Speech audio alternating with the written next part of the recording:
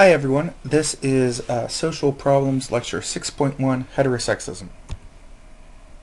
This time we will be defining terms around this topic, talking about stigma in relation to heterosexism, a timeline of the gay rights movement, and we'll talk about victimhood in modern controversies relating to heterosexism.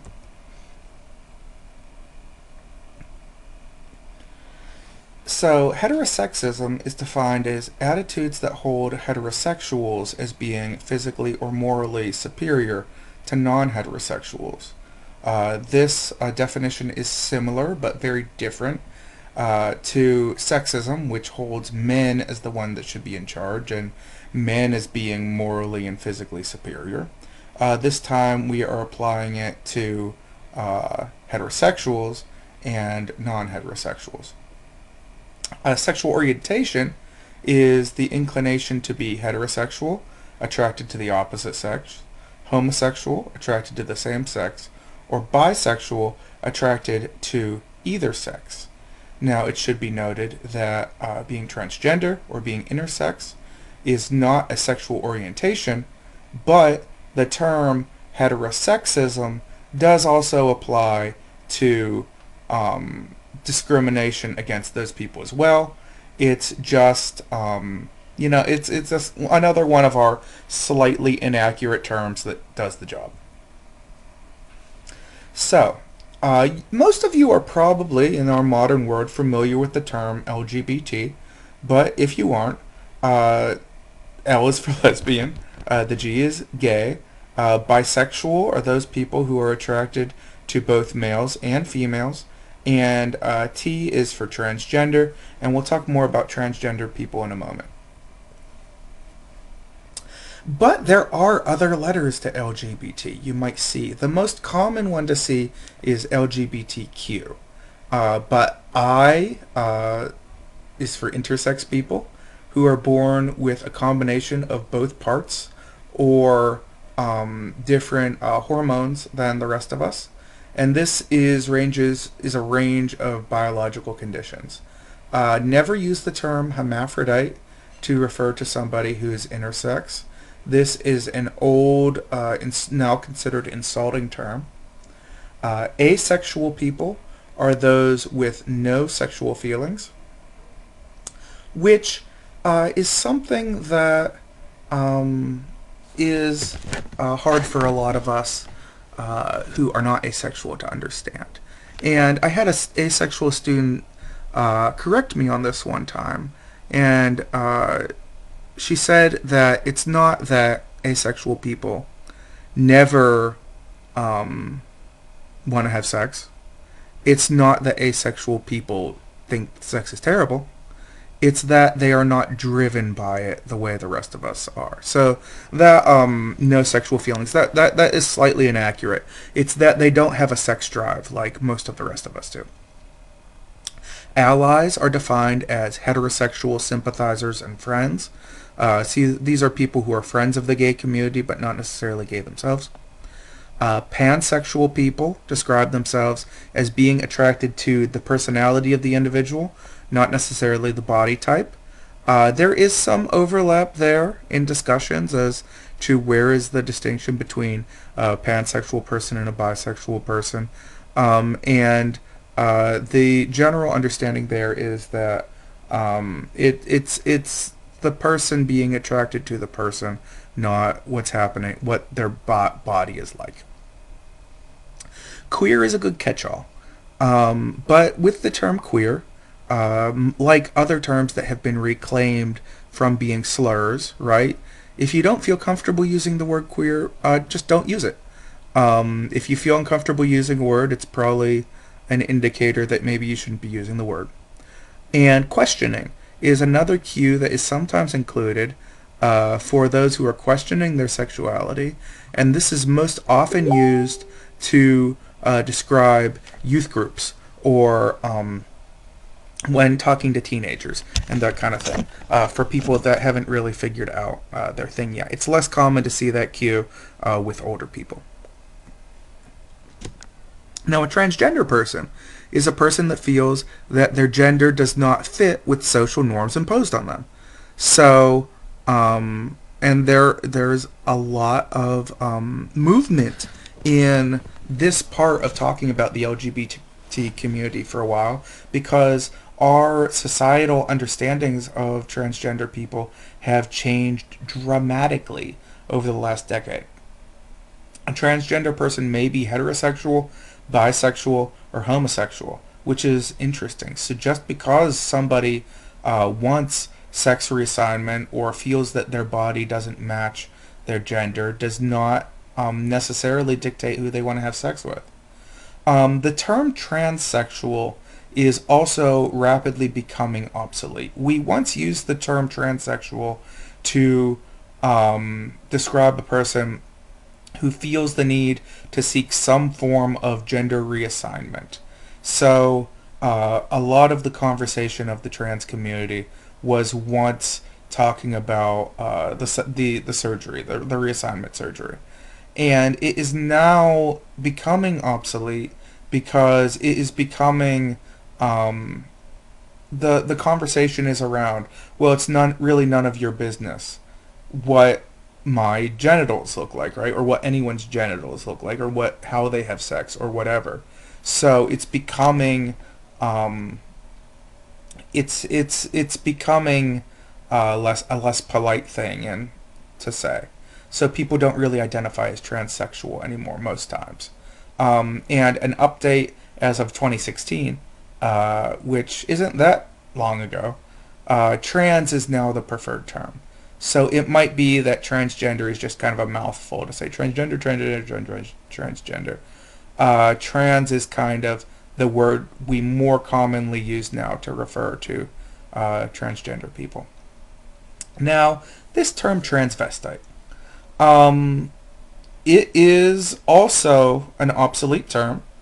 But it's also a completely inaccurate term. But people sometimes use the term transvestite to refer to transgender people. A transvestite is a person who enjoys wearing clothing of the opposite sex. A transvestite is most often a heterosexual man.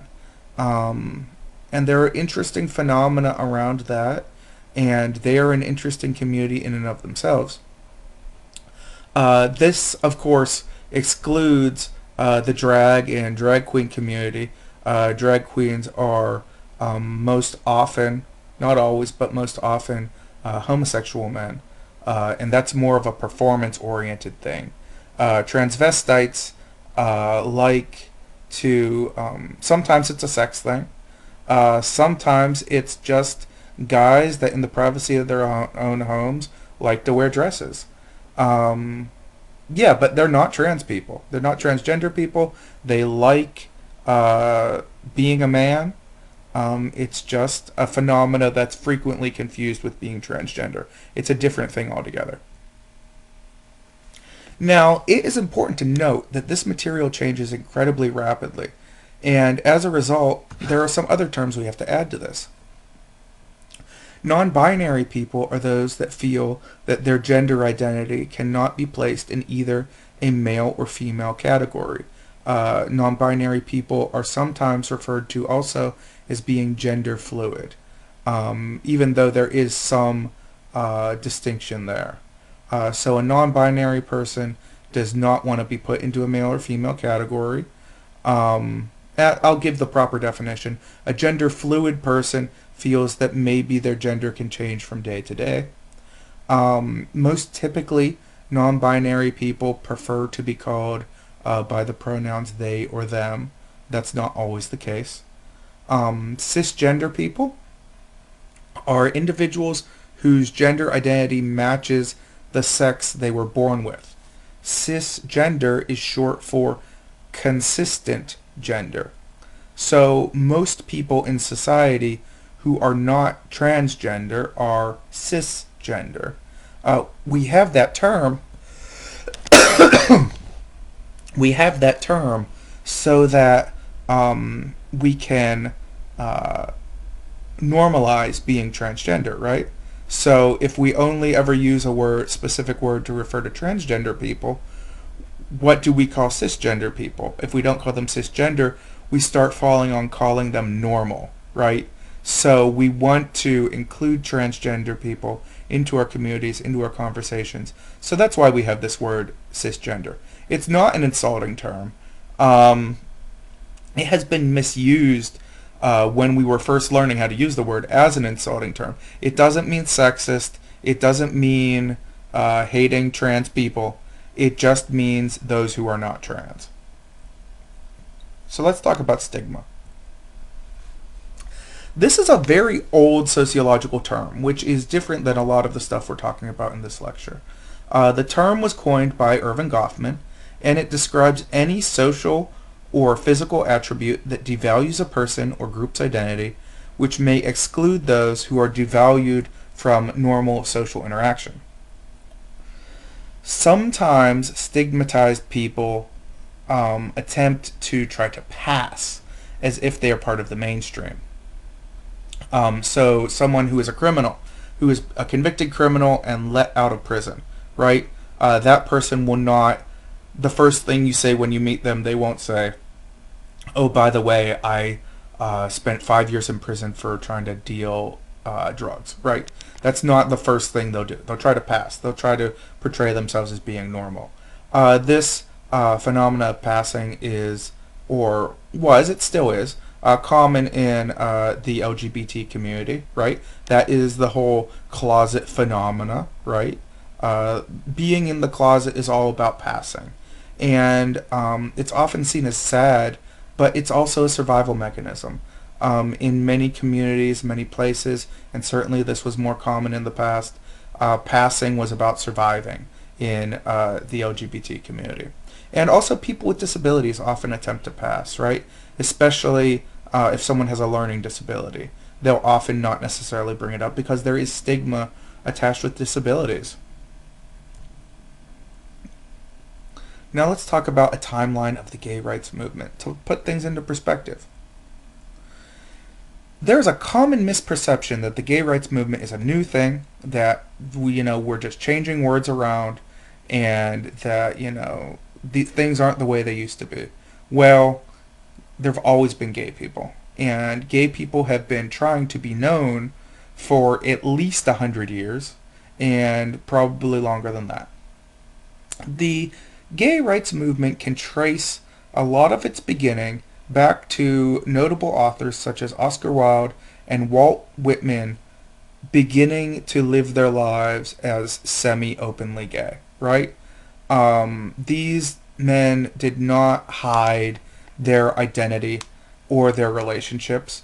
And similarly, there were also notable female authors who did the same, who had open lesbian relationships. But during that era, there's an interesting phenomena of people not really caring, right? So in the 1800s, people, when women had open relationships and sometimes sexual relationships with each other, people just didn't really notice. They noticed it a little bit more with men. That has largely been attributed to the fact that society was a heck of a lot more sexist at that time, right? And men absolutely couldn't do that kind of thing because men were supposed to be morally virtuous and all those things. In the 1920s to about the 1950s, there was a large underground gay movement, but it was secret. And one of the more notable elements of that were the large gay picnics that occurred up and down the East Coast in the United States. These occurred in places like Reading, Pennsylvania, which is not exactly an urban area, in places all up and down the East Coast. In the 1940s, also within that 1950s, 1920s to 50s range, and there were a lot of other things that occurred as well. These are just the most notable thing. But in the 40s, during World War II, there would be special screenings of The Wizard of Oz among the soldiers. And many of those were organized by groups that called themselves the Friends of Dorothy. Judy Garland was one of the very first media gay icons. And this was well known in the gay community, and were many um, there were many phrases from The Wizard of Oz that were used because it was such a big one of the early cult hits of the gay rights movement. The lion talking about him being just a dandelion, that was kind of another one of those passwords there, and being up over the rainbow. There is actually some debate as to whether the whole rainbow iconography actually came from The Wizard of Oz, which is very interesting. So there was a whole gay subculture that didn't start with The Wizard of Oz, but kind of organized itself there and used it for passwords. We see similar phenomena in Great Britain, who their more common passwords were saying that they were a good friend of the king. Well, who is a good friend of the king? A queen is a good friend of the king, right? Which was slang, still is slang for a gay person. And these were often, these early societies were almost exclusively men, by the way. In 1950, the 1950s, the Mattachine Society was founded to protect gay men. This society was a little more open, a little more militant, still semi-secret, but it existed to physically protect gay men in a militant way, right? To like keep people from getting beaten up with guns and brute force if necessary. Now, the modern gay rights movement, though, what we think of as the proper gay rights movement, not just underground movements, was sparked on June 28th, 1969 by the Stonewall riots. There was a police raid of the Stonewall Bar and Grill in New York City. And these raids were common during that era because it was illegal to be homosexual during that era. And it was illegal, for example, for a man to dance with another man. So police would raid known gay bars and arrest people. Well, this had been happening for years. And on that night, the patrons, enough was enough, basically. And it started a series of, I believe it was about 4 days of riots. And gay rights parades, gay pride parades, that almost always happen in June, or most of them happen in June, toward the end of June, are to commemorate, in many cases, the Stonewall riots. In Columbus, where I live, Columbus, Ohio, we have a gay community association called the Stonewall Association. And that name is directly, a tribute to the Stonewall riots. In the 1980s, the AIDS epidemic was a major milestone, a major tragedy in the gay community. And notably, the U.S. government notably ignored the problem of AIDS. There was talk of it. It was known as a gay disease. AIDS was in some early times known as gay cancer because they didn't understand how it worked and they thought it was directly related to being gay. The first acronym for AIDS was actually GRIDS. GRIDS stands for gay-related immunodisease. There was a common misperception, and it wasn't really understood that heterosexuals could get AIDS. And there were a lot of, once the government actually started doing something about it, then there were a lot of public service announcements that had to be made that said, yeah, straight people, you can get AIDS too. Really seems tremendously backward to the modern era.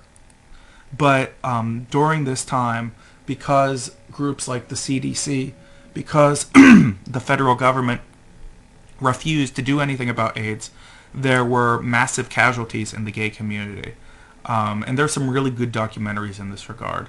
If you know gay men who, especially living in New York City and other places, were adults during the 1980s, they can tell you really, really terrible stories about that.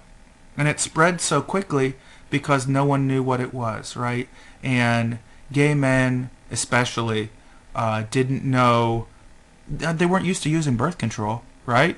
Sometimes they would use protection, but not always. But birth control was the major concern, and other STDs weren't as a concern because they, in most cases, couldn't kill you. So that's why the AIDS epidemic spread so quickly and was so deadly to that community. In the 1990s, we saw a number of movements in the gay rights movement. First was the concept of being out of the closet spread. And this is closely linked with the concept of we're here, we're queer, get used to it.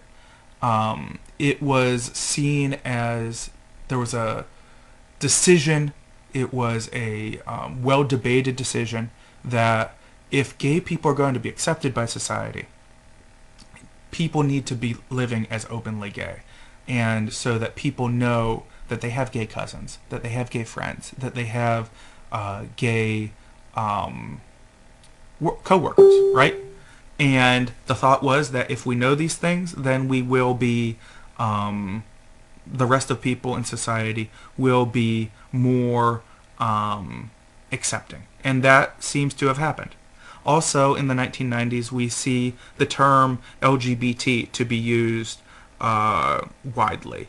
It actually, there was an evolution of this. Originally, it was the GL community, and then it was the GLB community, and then GLBT community, and then as bisexual people and trans people were included in these conversations. And then now that conversations were had, the LGBT community generally is pretty pro-feminist. They acknowledge that women have been put down in so many other places, so let's put that L in front of the G. And now it's generally, that's considered the most accepted acronym. But like I said, LGBTQ is really common too.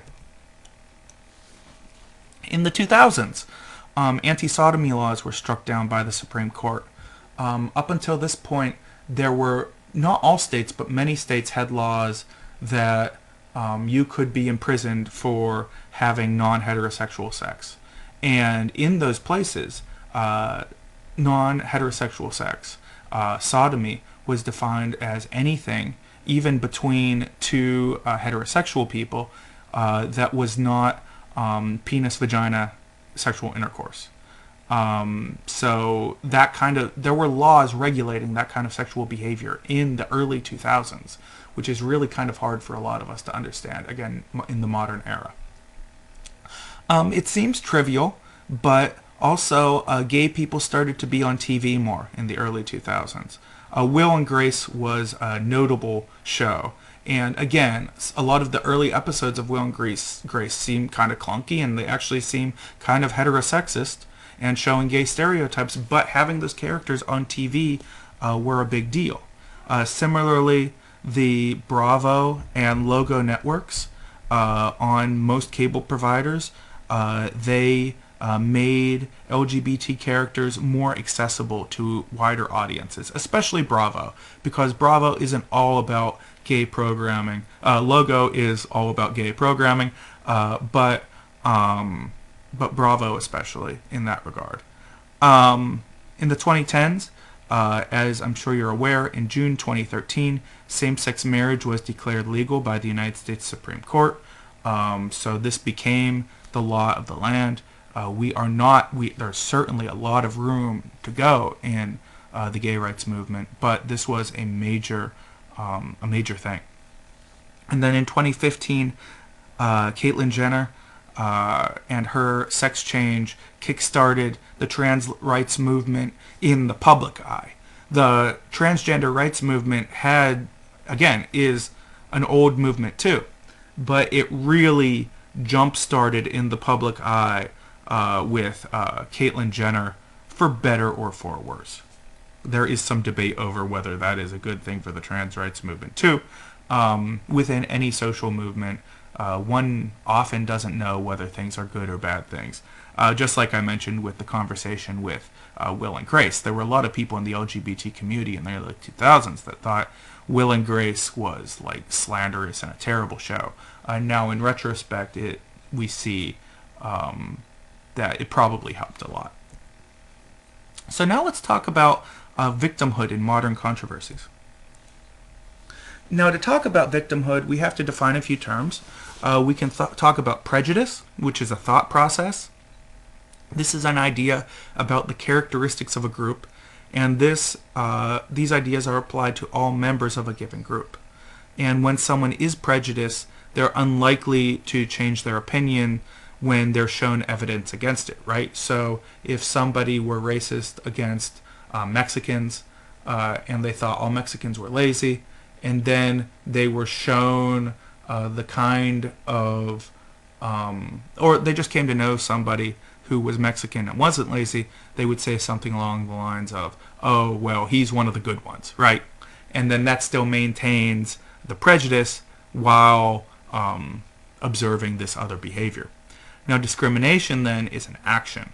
Discrimination is the unequal treatment of individuals because of their social group, and discrimination is typically motivated by prejudice. So when someone thinks bad about a group of people, that is prejudice, but when you do something bad against a group of people, that is discrimination. Individual discrimination is carried out by one person against another person. So for example, if a landlord doesn't rent to you because you're black, and doesn't even have to give that reason, that is individual discrimination. It is illegal to not rent to somebody because of their race. In many places, it is illegal to not rent to somebody because of their sexual orientation. Not all places, but this type of discrimination in many places for most identities is illegal. Now, institutional discrimination is a little bit different. It's a systematic discrimination carried out by social institutions, be they political, economic, educational, or other institutions, that affects all members of a group who come in contact with it. And the reason it impacts all members of a group is because there are rules against it. So even people working within that discriminatory institution might not hold those ideas, but they have to uphold those rules. And that's the key to institutional discrimination. An example would be a condo association having rules against renting to same-sex couples or black couples or whatever. Like I said, that kind is illegal in many states, but there still are places where it is perfectly legal to not rent to people because they are in some way LGBT. Now, we touch on this in this week's readings, the debate over victimhood in the debate over religion versus sexuality. Who are the victims? So since 2013, the 2013 Supreme Court ruling, several cases have occurred in which people have been denied service to same-sex couples on grounds of religious freedom. The most notable of those cases have been bakeries, one or two bakeries in particular, that have denied same-sex couples the right to have denied them service, right? And those people feel that they should have the grounds to not serve same-sex couples on religious grounds if it is for a wedding, because they don't approve of same-sex weddings. And those denying service are almost always conservative Christians. With that said, many Christian communities support LGBT people. We've talked about previously in this course, 75%, or maybe we haven't. Maybe this is the first time this has come up. 75% of the U.S. population identifies as being Christian in one way or another. That is a lot of people. And there are many, many, many Christians and many types of Christians. And many of those types of Christians are great with gay people. They're just fine with gay people. But there are other people who aren't. So this debate over victimhood has another side of the coin, right? So couples denied service, these same-sex couples feel they should be served just like anyone else. And they often cite previous cases of discrimination against African Americans during the Civil Rights era. And if those businesses had to serve black people, then they should also have to serve same-sex couples. That's the argument, right? If somebody were making an argument that I will not serve Jews on religious grounds, or I will not serve black people on religious grounds, then those would sound more preposterous to us, right? But a lot of people on the outside of the same-sex couples say this is the same thing. So these are the two sides to this debate. So the question in our society really that comes down to it is, who is the victim? And we can have conversations of, can majority populations truly be oppressed, right? 75%, as I just mentioned, of Americans identify as being Christian. 60% of Americans identify as being white. Can someone who is white truly be discriminated against? Can someone who is Christian truly be discriminated against?